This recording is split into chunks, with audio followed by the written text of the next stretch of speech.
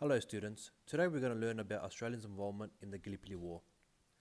World War I was the first modern war, in which new technologies such as machine guns, tanks, poisonous gas, and aircrafts were used for the very first time. Much of the war was fought in trenches over the same piece of ground with little movement. As we know, Australia fought alongside the British Empire with the Triple Entente alliance. Early in January 1915, Russia made a request to Britain for help. The Britain High Command devised a plan that would help Russia to take control on the Eastern Front and lead to the capture of the Turkish capital, Istanbul, which is also known as Constantinople. This plan involved British, French, Indian, Australian and New Zealand forces. The last two countries would become linked together as the Australian-New Zealand Army Corps, ANZAC. The landing on the Gallipoli Peninsula on the 25th of April 1915 became a significant event in the histories.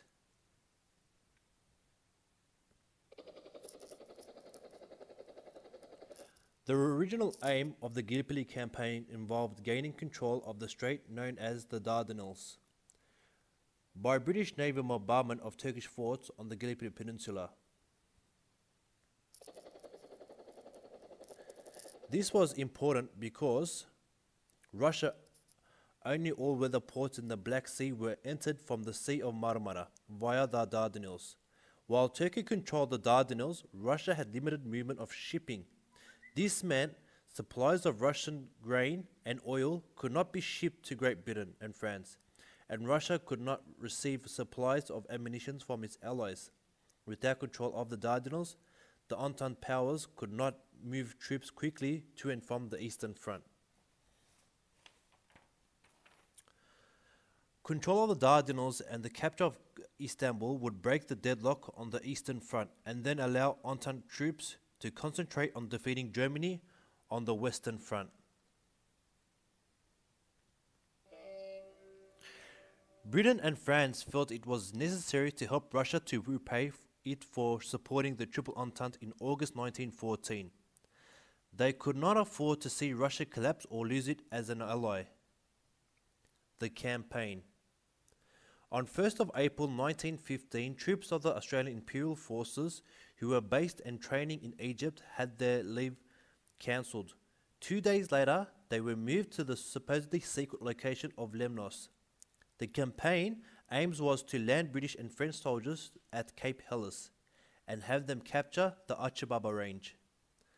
Australia and New Zealand soldiers were to land near Gabatepe, then capture Hill 971 on Sarıber. The landing on the Anzacs were timed to be just before dawn. It was expected these two high points would be captured on the first day.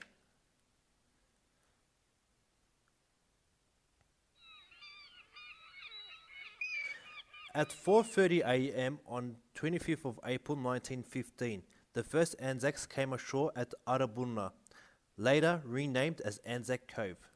Over 1 kilometre north of the intended landing site, in the dark British seamen had miscalculated the current of the ocean and position. The 16,000 men in the first wave were faced with steep cliffs and deadly fire from Turkish guns. At the end of the first day, they had advanced between 500 and 900 meters inland and a cost of 2,000 casualties.